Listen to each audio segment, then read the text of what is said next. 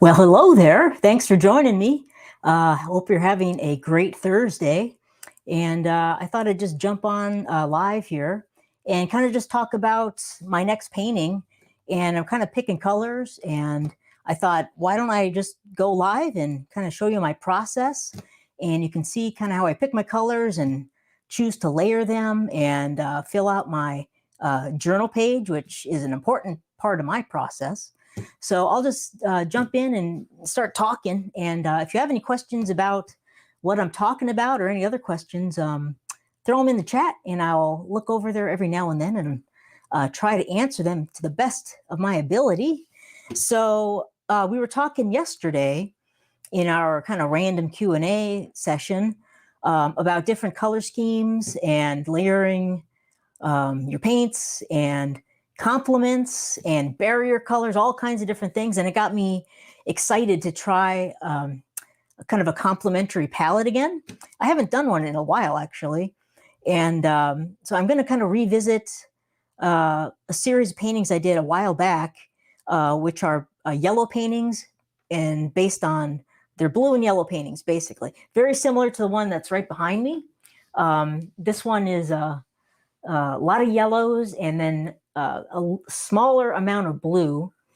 And my whole goal was to get, a lot of yellow and a really warm painting with an accents of blue. And I really like the way this one turned out. I did quite a few of those. This is one of my favorites. So I thought I'd revisit that kind of that idea. But instead of using blues, I'd go and use the real complement of yellow, which is purple.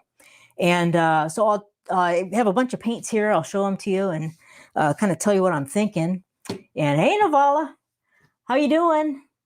And so I'm not going to actually paint tonight, at least on the live video. I'm going to just kind of talk about my colors, pick them out, show you kind of how I would layer them. Then I'll mix them up and then I'll do my painting and then I'll film it. And so it'll be on my YouTube channel tomorrow, hopefully. So we'll see how that goes. But thanks for joining me.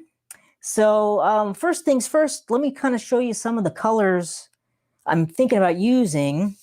And let me flip the camera over. Hey, Sandra, thanks for joining us. And so let me flip the camera. Actually, I'll just hold them up and you can kind of look at them that way. And if anyone else shows up, they can kind of see what I'm talking about here. So I've got 4 different yellows. I've got right here my handy dandy white, the old faithful Artisloft Flow Acrylic white. That'll be playing an important role. But the first yellow I have is this Artisloft Metallic Lemon Yellow. So that's number 1. And I have this for an important reason. I love it because it's metallic, but there's another reason I'll talk about in a second. Next up, we've got a primary yellow from Liquitex Basics. This is a kind of a right in the middle yellow. It's not too green and it's not too red. That's kind of what's on either side of yellow is green and red. So a lot of yellows tend towards either red or green, but this primary is kind of right smack in the middle. So I like this yellow a lot, this primary one. Next up, we've got a Cad Yellow Deep. Now this is leaning more towards the red side of the yellow, or red-orange, or yellow-red, I should say. Hey, Linda, thanks for joining us. Is that what I'm trying to say? No, I'm trying to say more orangish. So this is kind of between yellow and orange. More on the yellow side still, though. So Cad Yellow Deep. And then I've got gold. Of course, I can't do anything without gold. And as far as I'm concerned, gold is basically a yellow. And I like gold because it's also metallic and beautiful, but it's opaque. So that plays also an important role in this particular series of colors, because all these 2 other yellows, these 2 are semi-transparent colors, which means that stuff is going to show through them more easily than our opaque colors. Now, the metallic lemon yellow is an opaque yellow, which is actually kind of rare. Most yellows are translucent or or transparent, I should say, or semi-transparent. I guess it's translucent. kind of the same thing, but this one is opaque. And I think it has a lot to do because there's a lot of white in here, and also the metallics kind of make it, most metallics are opaque. So this one I'm going to use, and I'm also going to lighten this up because these two are very similar value-wise. They're a very close value. So I want to lighten this one up. I'm going to be using white as well, but I want to kind of something between white and this yellow. So I'm going to make a lighter yellow. So I'm going to have 1, 2, 3, 4 yellows in this painting, plus white, which will make a bunch of different types of yellow. And hey, Colleen. And then so that's the yellow side, and that's going to make up the majority of the painting. And so let's take a look at the other side, which are the purples or the violets. And so you have to decide if you're going with violet, is it going to be more red violet or more blue violet? Because they're, or kind of smack in the middle violets. But most of them tend towards one or the other, either bluish or more reddish predominance or dominance. So I picked out a gray purple from Master's Touch, which I really like this color. It's a little more neutralized purple. And this is a little more blue. It's kind of a bluish purple. Then next up I have a metallic purple. This is also Artisloft. This is a really pretty color. I'd say this one is slightly more red, but mostly kind of right in the middle. It's kind of right in the middle, kind of as just a neutral purple. And then it's not a purple, but it's a Payne's gray, because I need some kind of a dark value. I want some kind of dark, and I don't want it to be black. That's just too much with yellows. It's just black is too aggressive and too dark. So, but the Payne's gray is great because it's like a dark bluish gray. So it's a neutralized color, but it's kind of a great a substitute for black. So those are the kind of the dark side, I would say, or the purple side that I'm going to use. And also white as well is going to be over in our purples. So the white plus these purples and the Payne's gray are going to make lighter values. So because these two, all three of these basically, the Payne's gray is kind of darker. That's a darker value kind of over here. But these two are very close value-wise.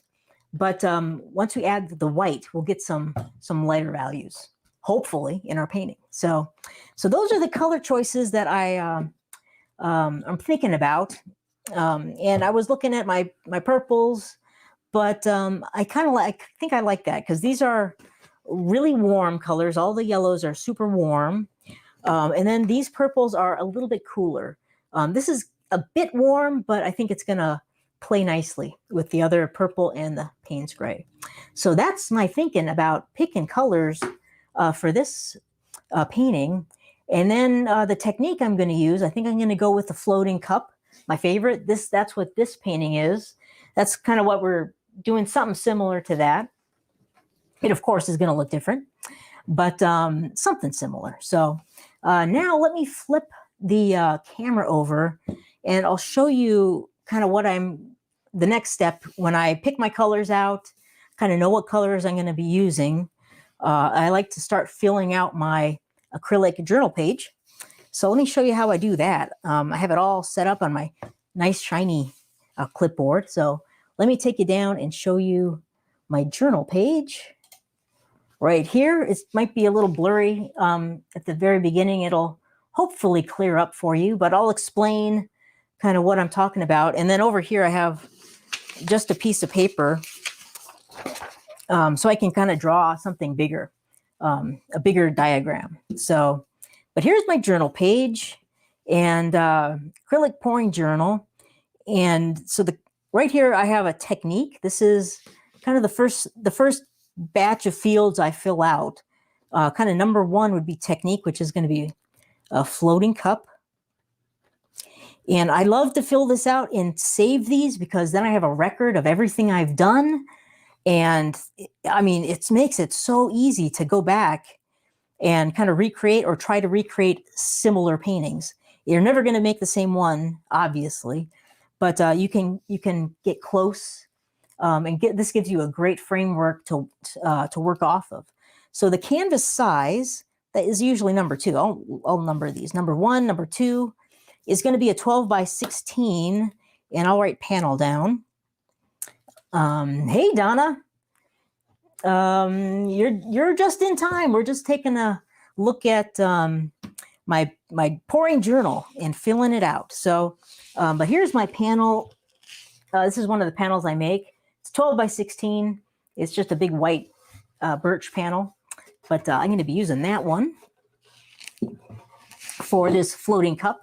So it's going to be a floating cup. I've got my panel size. Next, I need to know how much paint. What's the total quantity of paint that I need? And for a 12 by 16, my handy dandy canvas coverage cheat sheet, that's a mouthful sometimes. I need 7.5 ounces. I took a look at that beforehand. So I need 7.5 ounces of paint. Now, could I get away with just 7 ounces? Sure, probably. What about just 8 ounces? Yes, of course, that's fine. That cheat sheet is just to get you in the ballpark, get you close. So you're not, drastically over with your paint or drastically under. So about 7.5 ounces is what I need.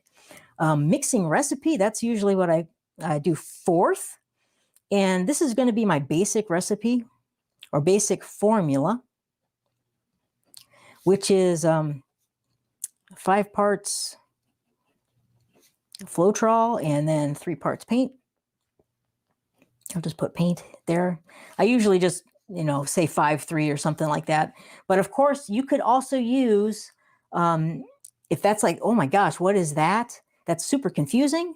Just do a 2-to-1.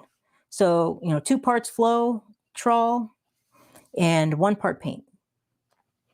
That's super close. That's almost exactly the same. But that I'm just so used to this ratio, but that's fine. Okay, so next I've got color scheme here, and you don't have to fill out every one of these. You just fill out what you want to. If it's useful for you, fill it out. If not, then forget about it. I'm going to fill this out. I'm going to say complimentary. And then I'll say yellow, purple. And that's it. And up here I've got, sometimes I usually save this for the end, intention for painting. And this could be anything you want to put in here. One thing I would recommend not putting in here is any kind of like expectations of what you want it to look like at the end, because that puts a picture in your head that's probably not going to be realized. So this is a tricky category. I'm thinking about just removing it altogether. Sometimes I leave this empty. Sometimes I fill it out. Most of the time I'll come back and fill this out at the end. Because what I found is filling out all this stuff as I'm doing it, I get more of a clear idea of what I want to accomplish with these paintings. So I'm going to leave it blank for now.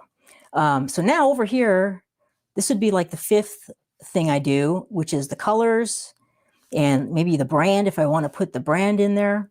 And then quantity, I might fill that out, but I'm not going to do that today.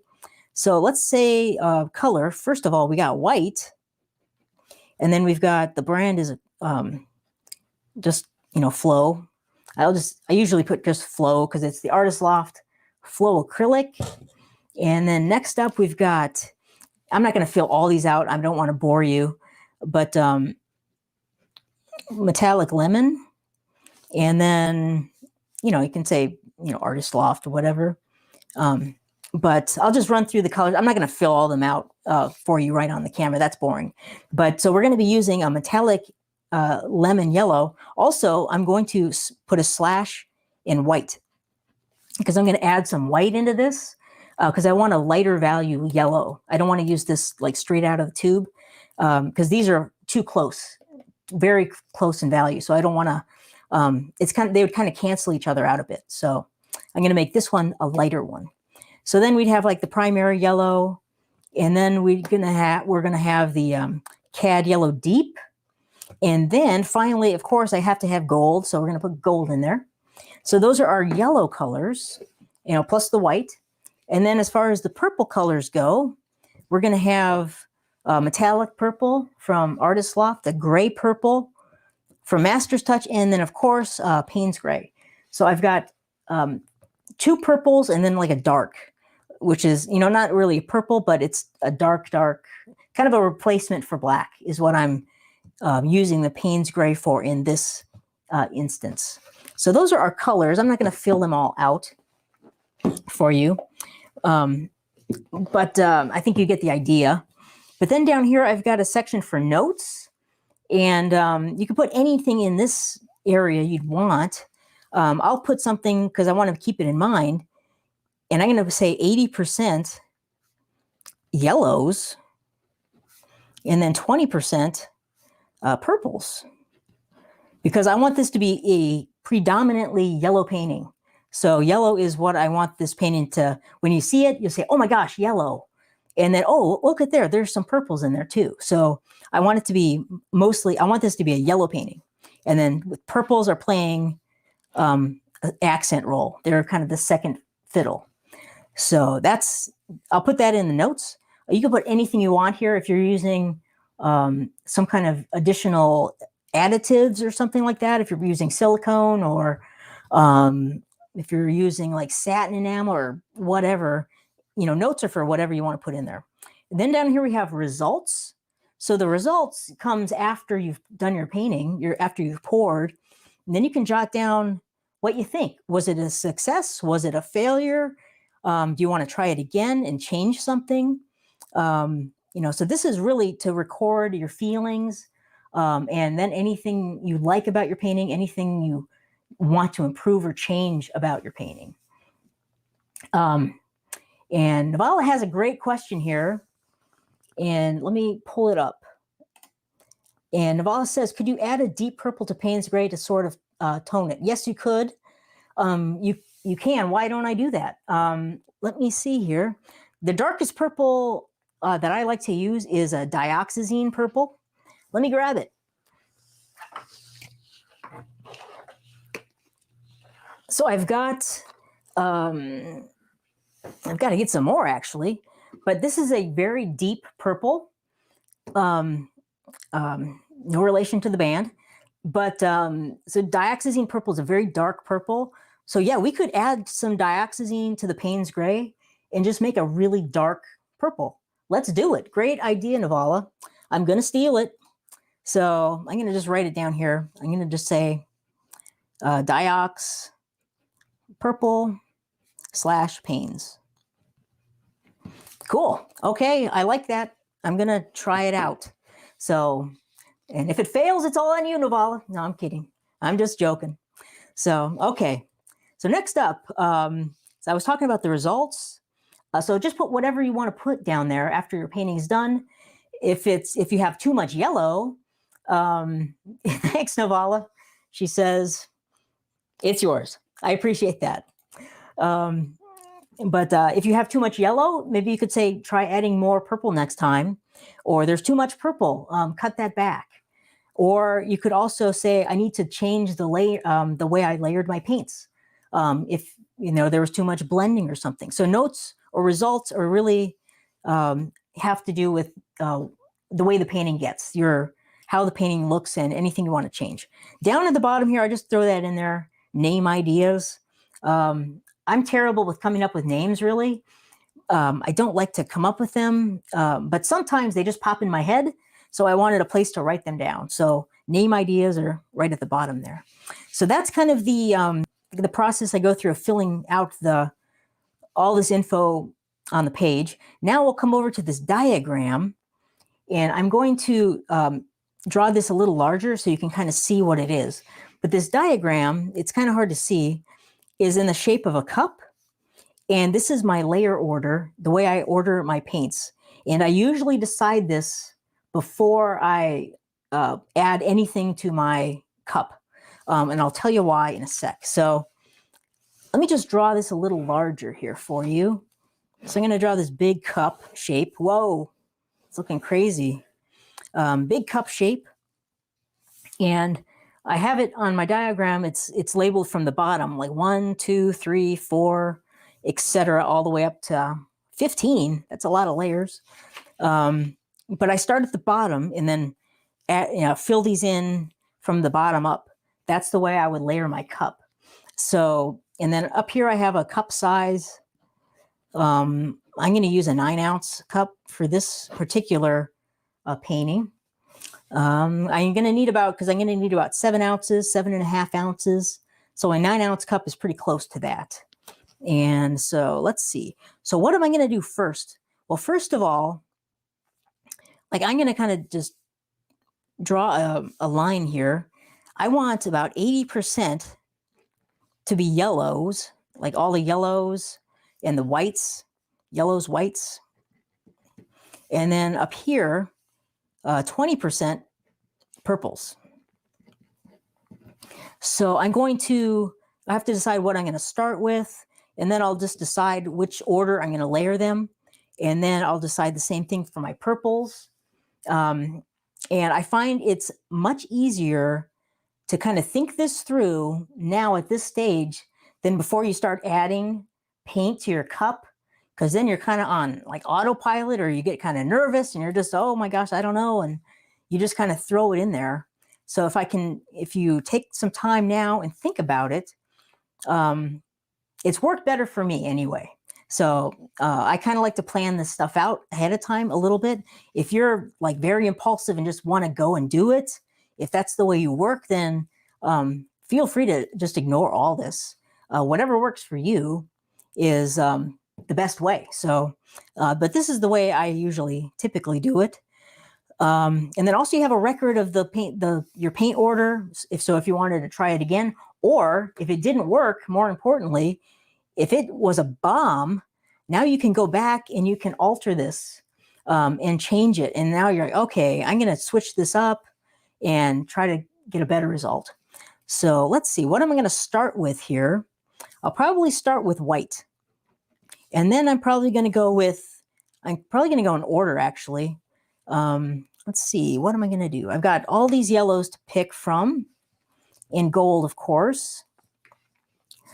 So white, and then maybe I'll move, because remember, I mentioned this earlier, our primary yellow and our Cad Yellow Deep are both translucent or semi-translucent. The metallic yellow and the gold are opaques. So what I probably don't want to have happen is I probably don't want to end like our last layer up here. Let's say this is the last layer. I probably don't want these colors to be in the last layer, because the blues or the purples are going to kind of show through those. And so I definitely also want a barrier layer in here. So I'll just write this: barrier, a barrier layer. And your barrier layer, typically you want an opaque color. So that's probably going to be white. And then right under that white, I probably want gold. I'll put gold because that's an opaque. So now I got kind of, two opaque colors separating all the yellows from our purples. So I'm just telling you kind of what I'm thinking about as I'm going through this. So I'm going to start with white, then maybe I'll go to the primary yellow, and then maybe I'll go to the lemon, which is going to be kind of a really light lemon / white color. And then I'll go to the Cad Yellow Deep. I'll just say deep. And then gold. And so I've got kind of all my colors in order here. And then I'll probably just say, you know what, I'll just do that again, because I end with gold here. So maybe you can do something like this and say ×2. Instead of writing all of that up here again, you can just say, let me do 2 of those, or maybe even 3 of those. So maybe 2 or ×3. It depends on how thick your layers are. And because you remember, you have to take up you have to take up 80% of your cup. So it might take 2 layers, might take 3 layers, or maybe even more, depending on how much paint you're using in each layer. So, okay, hopefully that didn't totally confuse you. But now let me go up to the purples. So I think we got our yellows figured out. Now I'm going to go up to the purples. And so our barrier layer is white, and that's going to start mixing with our purples. So we're going to get some lighter values. What am I going to start with? I think I'll start with the metallic purple. And then maybe I'll just go in order. So I'll just go with the gray purple. And then maybe I'll add another layer of white in there. And then I'll use our Diox/Payne's. We'll call that Novala's mix. Cool. Okay, so I'm thinking about this. Now I'm looking at this. I don't like the white in here. I think I'm going to cross that out. Maybe I'll put a white layer in between the metallic and the gray purple, because I don't want to kind of wash out our dark. I want that to stay pretty dark. So, and that might be it. You might just need one layer of our purples, probably. So let me show you my cup here. I've already marked this. This is let me see if you can see it better. This is my 9-ounce cup. And so up here is that's about 7.5 ounces right there. I put a little line. And then right down here, I just put a line. I just kind of picked that. It just looked kind of like 80-20 to me. So that's going to be how much yellow I use. And then up here, that's how much purple I'm going to use. So that's probably going to be a 1-layer shot of purples. So that's it, I think. So I think I've got that figured out. Hey, Joey. Let me switch cameras. And okay, I'm back. So hopefully that makes sense. And all my scribblings and stuff don't oh my God, what's he talking about? Super confusing. But so that's kind of how I go about filling out my acrylic journal page, and kind of figure out my layer order of paints. And a lot of this is also trial and error. So I might do this and it might be terrible, and I'm like, oh my gosh, but now I have a record at least, so I can go back and I can change something and see if I can improve it. Another thing I'll mention is, I won't flip the camera again, but on my diagram here, you'll notice that all my yellows are at the bottom of the cup, and then my purples are at the top of the cup. Because we have to remember and keep this always kind of in the front of your mind, that when we flip our cup over, the yellows are going to be on top. So I want the yellows definitely on top and floating down through the purples. I wouldn't want it reverse. So hopefully that's makes sense. So, because I'm always I can sometimes confuse that and reverse it. And then you're like, oh no, because, you got to remember always that we're flipping those cups over, if it's a flip cup type of a pour. Oh, Donna likes it. Donna, thank you very much. I'm so happy you found that useful. Thank you. And so any other questions you have about my process or the colors? So I think I'm going to, when we're done here, I'll mix them all up, and I'll film everything. I'll do my video. And tomorrow, hopefully, I'll show you a nice, pretty painting on YouTube. We'll see. So again, here's it's 12 by 16, my panel size. And I don't know, this since yesterday, we were talking about all the different colors and layering styles and barrier colors and all those things. So this kind of stuck in my head, and I wanted to give it a try. So I hope it's successful. So I love purple, and I love working with yellow. And, a lot of people don't like yellow. I've noticed yellow is a very unpopular color. I wonder why that is. I love it. But it is very bright, it's like, oh my gosh, it can be overwhelming. So, hey, Deborah, thank you very much. So that's what I got for you tonight. And I'm excited to get a mix in and show you what happens tomorrow. So any other questions? If not, I will say good night and hope you have a great evening. Oh, before you go, if you would like to get a copy of my pouring journal page, I'll give you a link for it. You can go check it out on my website. You might have it already, but if not, I'll show you where to go to get it. Hey, Linda. Let me pull up a little link here. So if you go to acrylicpouringacademy.com/journal, you can find it there. Good night, Navala. Thanks so much for your awesome color idea, and I will see you later. Thanks for joining us. And I'll throw it in the chat also. So if you should be able to hopefully click the link in the chat, and it'll take you right over there, and you can check it out and download it if you want to use it. Another thing I like to do, another little handy tip, is I'll print out a bunch of these pages, and then I'll punch them with a 3-hole punch, and then I have a binder that once I fill them out, I put them in the binder. I found that works best for me. Because sometimes you can have paint accidents and it'll splash everywhere. So you don't want to wreck your whole binder full of journal pages. So good night, Donna. Thanks for joining us. It was great to see you. So anyway, thanks everyone for stopping by and listen to me talk and ramble on about colors and paintings. So I will hopefully have an awesome painting tomorrow to show you. At least that's what I'm hoping. Fingers crossed. So I will see you later. Thanks a lot, and I'll talk to you soon. Bye-bye.